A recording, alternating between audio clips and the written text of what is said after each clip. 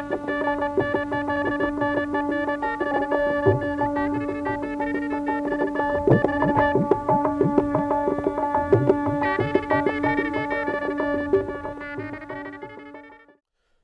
हिंद। मेरे प्यारे उत्तराखंड वासियों, उत्तराखंड राज्य स्थापना के अवसर पर मेरी हार्दिक बधाई एवं शुभकामनाएं। मैं इस अवसर पर उत्तराखंड राज्य निर्माण आंदोलन के सभी ज्ञात अज्ञात अमर शहीदों तथा आंदोलनकारियों को नमन करता हूं। उत्तराखंड राज्य देवभूमि के साथ साथ वीरों की भूमि भी है। यह महान ऋषि मुनियों की पवित्र भूमि है। यह वीरता और बलिदान की मिसाल 10वें सिख गुरु गोविंद सिंह जी की तपस्थली भी है। हमारे राज्य की राष्ट्र की रक्षा में महत्वपूर्ण भूमिका रही है। राष्ट्र के लिए बलिदान देने वाले राज्यों में उत्तराखंड सबसे ऊपर है। वर्तमान में उत्तराखंड के 1 लाख से अधिक लोग देश के विभिन्न मोर्चों पर तैनात हैं।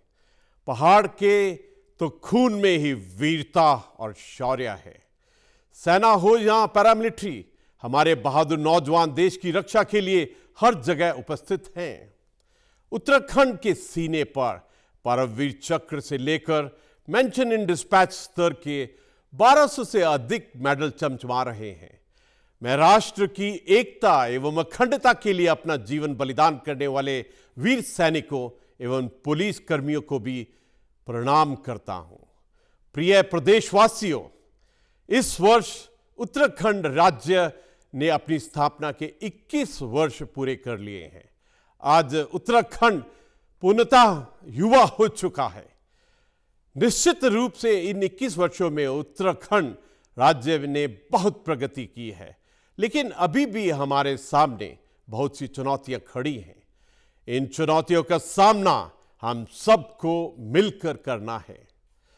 उत्तराखंड केवल एक निर्धारित भौगोलिक सीमाओं से निर्मित राज्य नहीं है, बल्कि इसकी समृद्ध लोक संस्कृति, अनूठी परंपराएं, महान विरासत तथा गढ़वाली, खमौनी और जौनसरी जैसी सुंदर स्थानीय भाषाएं इसकी पहचान है। यहाँ की महिलाओं, नौजवानों, किसानों तथा सभी समुदायों की सम्मिलित भागीदारी से ही उत्तराखंड की प्रगति तथा समृद्धि संभव है। सैन्य धाम उत्तराखंड वीर सैनिकों की पवित्र भूमि है। मुझे प्रसन्नता है कि उत्तराखंड सरकार द्वारा सैनिकों एवं पूर्व सैनिकों के कल्याण के लिए बहुत से प्रयास किए जा रहे हैं। राज्य सरकार द्वारा शहीद सैनिकों तथा अर्ध सैनिक बलों की विधवाओं तथा डिपेंडेंट्स को प्रदान की जाने वाली अनुदान राशि बढ़ाकर 15 लाख कर दी गई है। द्वितीय विश्व युद्ध की वीरांगनाओं एवं वेटरन्स की प्रतिमाह पेंशन राशि में भी वृद्धि की गई है।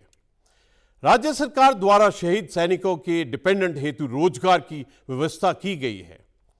यह अत्यंत प्रसन्नता का विषय है कि उत्तराखंड के दूरस्थ क्षेत्रों में निवास करने वाले सैनिकों एवं पूर्व सैनिकों के डिपेंडेंट्स हेतु सेना, अर्ध सैनिकों एवं पुलिस में भर्ती हेतु प्रशिक्षण कार्यक्रम संचालित किए जा रहे हैं। आशा है कि अधिक से अधिक पहाड़ की बेटियां भी सैन्य सेवाओं में आएंगी तथा देश तथा प्रदेश को गौरवान्वित करेगी। देहरादून में पंचम धाम के रूप में सैन्य धाम बनाया जा रहा है। हमारे शहीद सैनिकों के घरों की मिट्टी और शिला इस सैन्य धाम में लाई जाएगी। इसमें लोगों को प्रेरित करने वाली अनेक स्मृतियां होंगी। यह हर सैनिक का साझा सम्मान है। राज्य में बड़ी संख्या में भूतपूर्व सैनिक भी हैं। हमारे भूतपूर्व सैनिक राज्य के विकास में महत्वपूर्ण भूमिका निभा सकते हैं। वे अपने ज्ञान, अनुभव व प्रशिक्षण का लाभ समाज और राज्य को दे सकते हैं। हमारे भूतपूर्व सैनिक अंतरिक्ष सुरक्षा प्रबंधन यानी कि इंटरनल सिक्योरिटी मैनेजमेंट तथा डिजास्टर मैनेजमेंट भी महत्वपूर्ण भूमिका निभा सकते हैं। युवा राज्य की रीढ़ है। राज्य के विकास एवं प्रगति में युवाओं की महत्वपूर्ण भूमिका है। यह प्रसन्नता का विषय है कि उत्तराखंड सरकार द्वारा संघ लोक सेवा आयोग, एनडीए, सीडीएस जैसी प्रतिष्ठित परीक्षाओं की तैयारी के लिए मेधावी अभ्यर्थियों को वित्तीय सहायता दी जा रही है। आशा है कि उत्तराखंड के अधिक से अधिक युवा, विशेषकर बालिकाएं, इन प्रतिष्ठित परीक्षाओं में सफल होंगी तथा देश और राज्य के विकास में अहम भूमिका निभाएंगे। प्रिय प्रदेशवासियों, उत्तराखंड निर्माण में महिलाओं की महत्वपूर्ण भूमिका रही है। आज भी राज्य के पर्वतीय क्षेत्रों में महिलाएं ही आर्थिक व सामाजिक संरचना की रीढ़ हैं। राज्य की परिश्रमी व साहसी महिलाओं सभी के लिए प्रेरणा स्रोत हैं। महिलाओं की शिक्षा, स्वास्थ्य एवं रोजगार हमारी प्राथमिकता होनी चाहिए। राज्य की महिलाओं के विकास के लिए प्रभावी एवं गंभीर प्रयास करने होंगे। मुझे प्रसन्नता है कि उत्तराखंड सरकार द्वारा महिलाओं के कल्याण के लिए विभिन्न कार्यक्रम संचालित किए जा रहे हैं। महिला स्वयं सहायता समूहों के माध्यम से महिलाएं आर्थिक रूप से सशक्त हो रही हैं। महिला स्वयं सहायता समूहों को बिना ब्याज का ऋण उपलब्ध करवाया जा रहा है। राज्य में महिला स्वरोजगार को प्रोत्साहन मिल रहा है। राज्य में स्थानीय उत्पादों पर आधारित महिला उद्यमों को प्रोत्साहन से महिला सशक्तिकरण एवं स्थानीय उत्पादों के संरक्षण का दोहरा लक्ष्य प्राप्त होगा। हमें इस दिशा में महिलाओं की नेतृत्व क्षमता का और अधिक विकास करना होगा। उत्तराखंड के स्थानीय उत्पाद राज्य की आर्थिक समृद्धि का आधार बन सकते हैं। स्थानीय उत्पादों पर आधारित उद्यमों के प्रोत्साहन से आर्थिक स्वावलंबन, स्वरोजगार तथा रिवर्स माइग्रेशन के लक्ष्यों को प्राप्त किया जा सकता है। माननीय प्रधानमंत्री जी के वोकल फॉर लोकल मंत्र की सफलता के लिए भी राज्य के स्थानीय उत्पादों, पारंपरिक फसलों, अनाज तथा हस्तशिल्पों का संरक्षण आवश्यक है। स्थानीय उत्पादों को अंतर्राष्ट्रीय स्तर के बाजार उपलब्ध कराए जाने आवश्यक है। यह प्रसन्नता का विषय है कि राज्य में 3900 जैविक क्लस्टरों के माध्यम से ऑर्गेनिक फार्मिंग को बढ़ावा दिया जा रहा है। हमारे गांवों का विकास एवं समृद्धि ही राज्य के विकास का मापदंड होना चाहिए। ऐसा मेरा विश्वास है। हमारे गांवों में मूलभूत एवं आधुनिकतम सुविधाओं के साथ ही उद्यमशीलता तथा स्वरोजगार को भी प्रोत्साहन मिलना चाहिए। ग्रामों की विकास में ग्रामीणों की भागीदारी सुनिश्चित की जानी चाहिए। प्रिय प्रदेशवासियों, समूचा विश्व लगभग 18 माह से कोरोना महामारी के प्रभाव में है। मुझे प्रसन्नता है कि हम आज बहुत बेहतर स्थिति में हैं।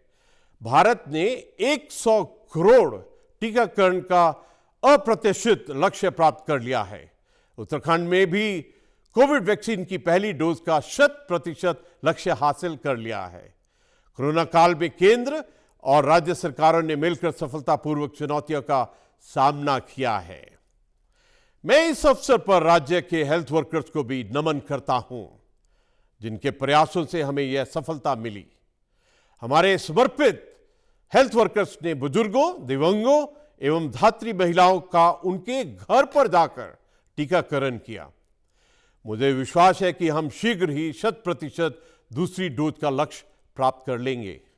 माननीय प्रधानमंत्री जी के सक्षम नेतृत्व में सबको वैक्सीन, मुफ्त वैक्सीन अभियान सफल रहा। भारत एक नए उत्साह और ऊर्जा से आगे बढ़ रहा है। हमारे देश ने विश्व को मार्ग दिखाया है। प्रदेश में कोविड-19 से प्रभावित पर्यटन, संस्कृति, चिकित्सा क्षेत्र से जुड़े लोगों, आशा फैसिलिटेटर तथा आंगनवाड़ी कार्यकर्तियों को राहत पैकेज दिया जा रहा है। इससे लाखों लाभार्थी तथा परिवारों को लाभ होगा। महिला स्वयं सहायता समूहों और स्वरोजगार योजनाओं के लाभार्थियों को भी 118 करोड़ रुपए के कोविड पैकेज का लाभ मिलेगा। मुझे विश्वास है कि राज्य सरकार की वात्सल्य योजना से प्रदेश में कोविड से प्रभावित परिवारों के डिपेंडेंट बच्चों को बड़ा सहारा मिलेगा। राज्य सरकार द्वारा कोरोना की संभावित तीसरी लहर के दृष्टिगत सभी आवश्यक व्यवस्थाएं सुनिश्चित कर ली गई है।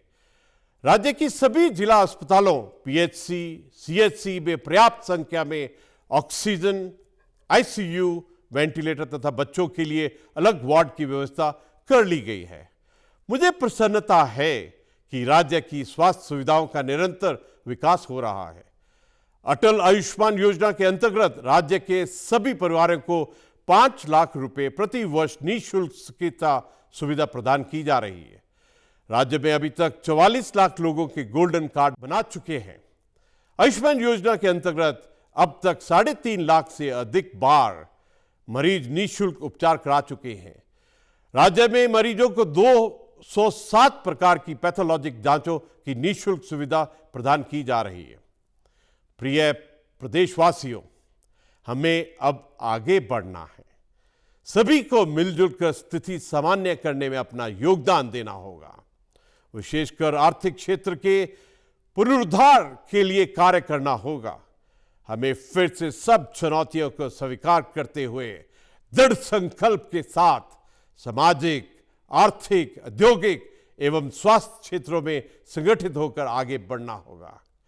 मेरा विश्वास है कि राज्य में स्वास्थ्य, शिक्षा, मूलभूत सेवाओं में सुधार के द्वारा ही प्लान यानी कि माइग्रेशन को रोका जा सकता है।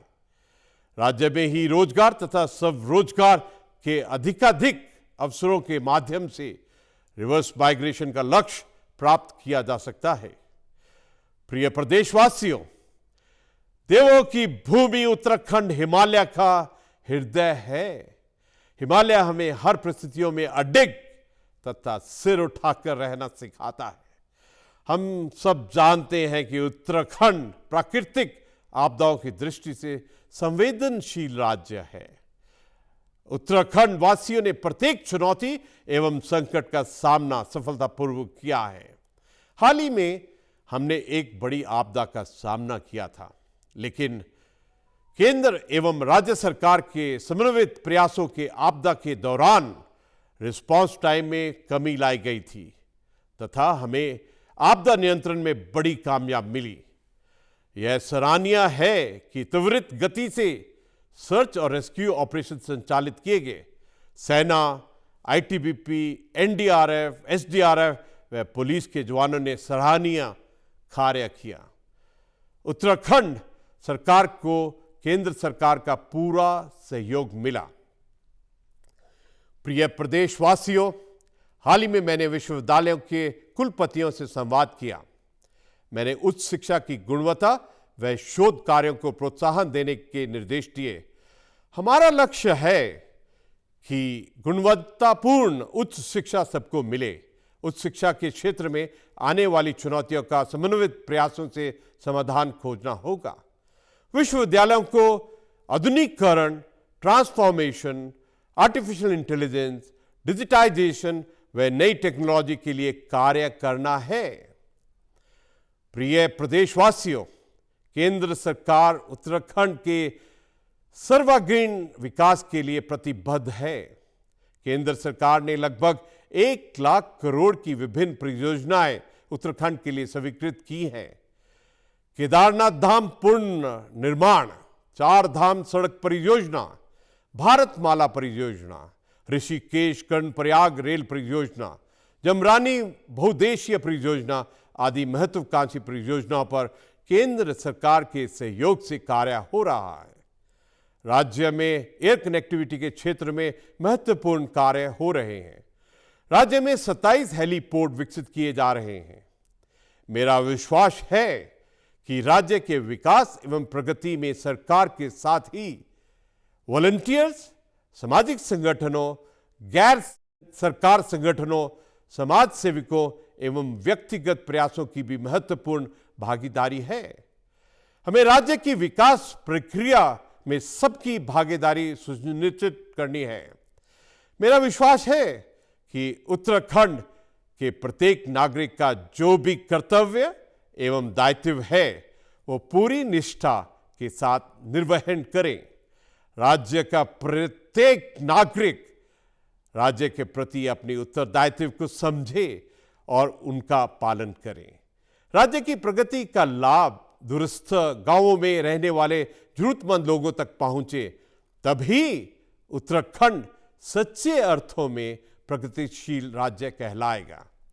मुझे आशा है कि हम हर चुनौती का सामना करते हुए अपनी लगन, परिश्रम, ईमानदारी तथा निष्ठा से एक प्रगतिशील, समृद्ध उत्तराखंड के निर्माण में सफल होंगे।